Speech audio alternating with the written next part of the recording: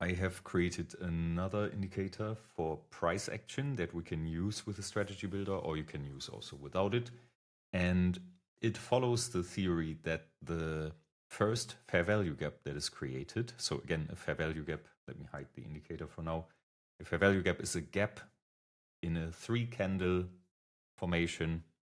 It's a gap between the first and the third candle. So here we have a bullish fair value gap, which let me mark in green. And so this happens here, but it happens in many cases. We also have one here from this candle to this candle. So if in 3 candles, the first and the third candle don't touch, this is a bullish gap. And the theory is that price trades back into these gaps to offer fair value or to rebalance the market or to make a mean reversion, however you want to call it. And then price continues in the same direction that it went before. So it's basically just a rebalance and then a continuation. And this also works, of course, in bearish or down scenarios. So we have, let me find one here. We have a gap here, for example, between this candle and that candle. Let me make this red because it's bearish, or pink. And the theory is, again, price trades into these gaps to rebalance price, to make a mean reversion, to offer fair value, and then price continues in the direction that it was going before. And there was a video from Arjo, A-R-J-O, on YouTube that I saw a few days ago where he trades fair value gaps a lot. And there was a video where he said that the best fair value gaps are the ones that are created out of fair value gaps, which means that if we have, let me find one where it plays out. For example, here. So we have here a bearish fair value gap. Here as well, by the way. So basically we have a price lag with bearish fair value gaps, and price trades into those. And these are not strong because this is the first bearish gap that is created in this, let's call it the chain, because I call it the indicator FVG chain, but more on that later. And when price trades into these and creates a fair value gap on the way, then these are more likely to hold. So this one, for example, price barely touches it. I don't know if it trades into it. Yeah, it does. So here, for example, we have created these fair value gaps. Then price trades into them, and on the way out, it leaves behind a new fair value gap, this one. And this is strong. These ones are weak. This is the strong one because this was created out of a touch of a fair value gap, and then this was created. So this makes it strong, and then price here touches, then creates another fair value gap on the way out, which is here.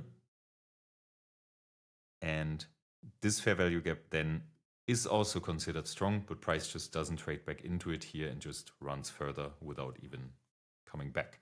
So this is the theory, and I created an indicator. Let me hide the drawings.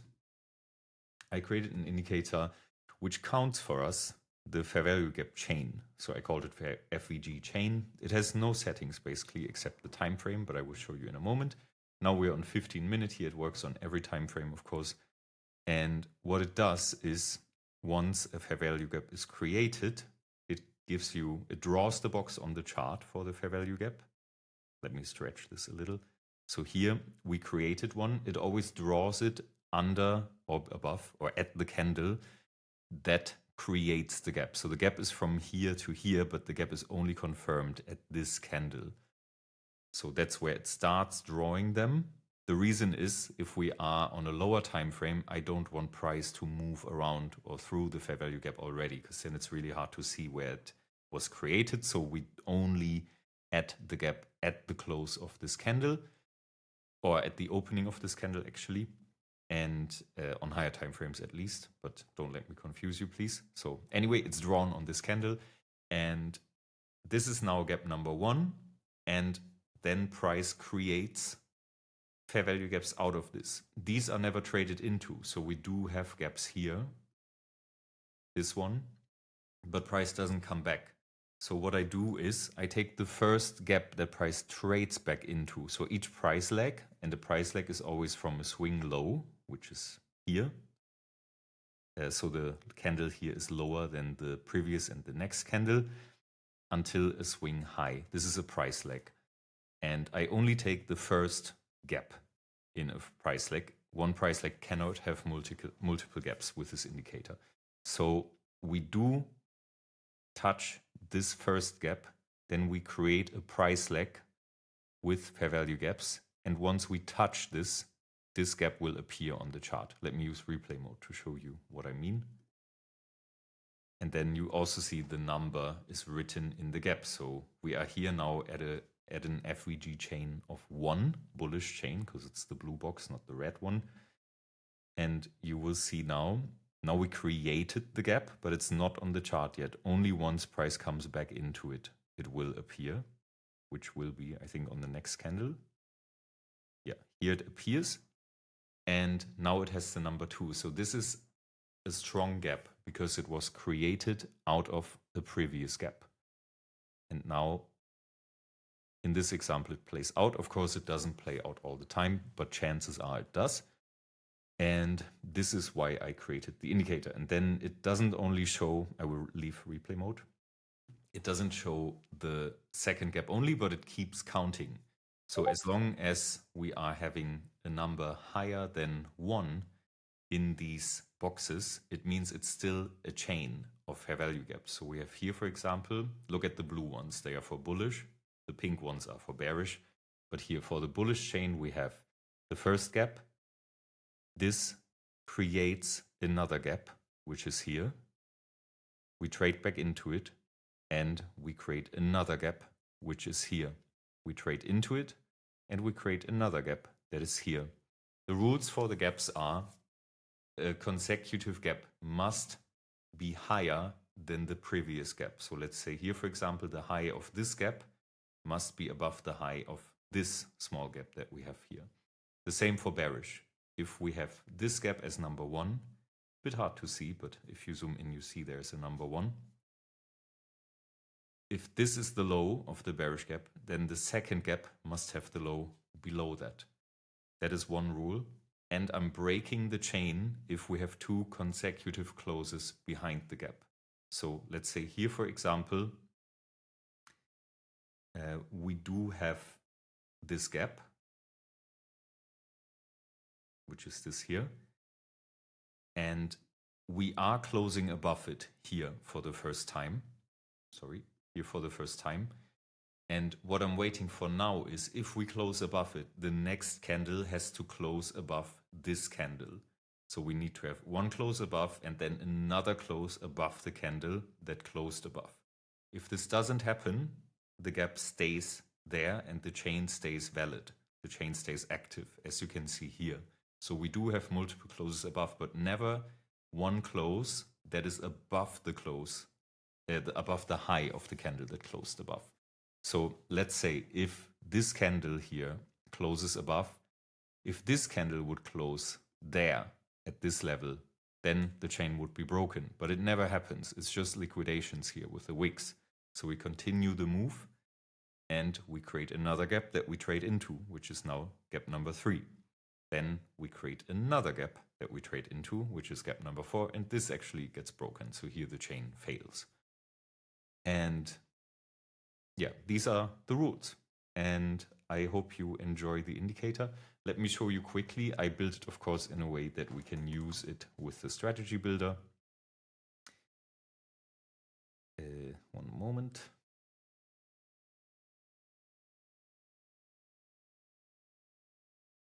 So we have different values here for the strategy builder that we can use.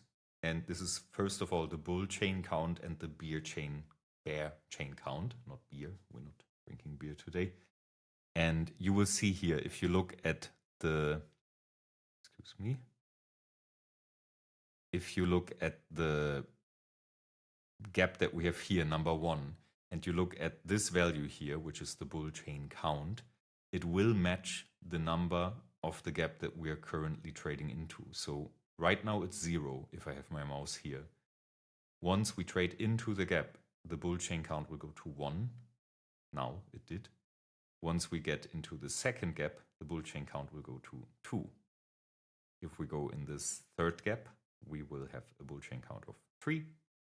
In the fourth gap, it will be 4, then 5, then 6. I think here then, no, here's 7 because we didn't have 2 consecutive closes below. And I think here even number 8, that's a very long chain. And here number 9. And here you see, here we close below the gap and then we close below the candle that closed below the gap. So this breaks the chain. And the same, of course, for bearish chain count. So you see here as well, this value matches the value that we had before. And the value stays active. So you can use these. Let's say you only want to trade while we are, let's say, at least in a chain count of 2. You could use this in the strategy builder. And let me show you now.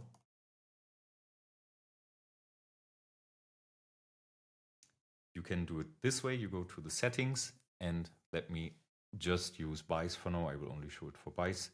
And you say activate buy condition 1 or 2 or 3 or 4, whatever, wherever you put it.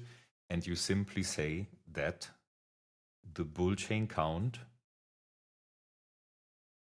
is above or equal to, and here you replace this value with a number and you say it's above or equal to 2. Now you will have it as a filter where you only enter trades if the bull chain count is at least 2, which let me show you here. So you see here the chain count is 1 and we don't enter, but once it is 2, every candle here is a trigger candle because the condition for a buy is given. And this doesn't make any sense, of course, to trade this way. However, you can use this as a nice filter to say we only want to trade when this is the case. Or you can also add another condition. Let's say you only want to enter exactly when the second gap is touched. So you could say the FVG bull chain count is equal to 2. So it must be number 2. It cannot be higher or lower. And if you do this, then you will have this. So whenever it is number 2, it will give you a trigger or an entry signal on each candle until the third gap is hit. So you see here, gap number 2 is entered. Buy, buy, buy, buy, buy, buy, buy.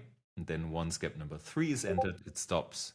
So that is one thing you don't really want. But if you only want the entry on the gap entry, then you can say as an extra condition, so activate buy condition number 2, and we say that the bull chain count has increased at the same time. So now it will only give you a signal when we enter the gap, as you can see here.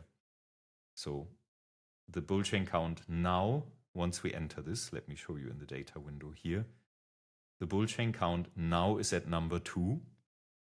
And it also has increased because before it was at number 1. So this way you can use it to enter exactly on the gap touches. And that works. And you can also say, for example, I want to enter on every gap touch that is not gap number 1, but only the gaps above. So for that, you could still say here as buy condition number 2, the bull chain count has increased. For that, we don't need the second input, by the way. This one can be ignored. And the first condition will be the bull chain count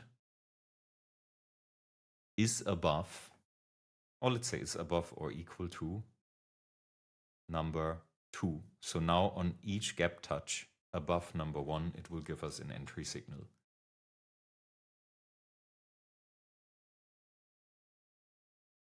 So you see here, not while we're in a trade, at least not if we're still in risk, but here you see gap number 2 gets touched, we get an entry signal. Gap number 4 gets touched, we get an entry signal. Gap number 5 here gets skipped because we are currently in a trade, but it's still an entry signal, it just doesn't trigger a position. That is, by the way, because of our risk settings, where we say here at the bottom that same direction trades must be risk-free. So it must have either the stop loss at break even or taken partials already. But if we deactivate that, this will trigger another position. So you see here, there it comes. And for the sake of showing you that it works on every gap touch, let me keep it this way. Actually makes more money in this case as well.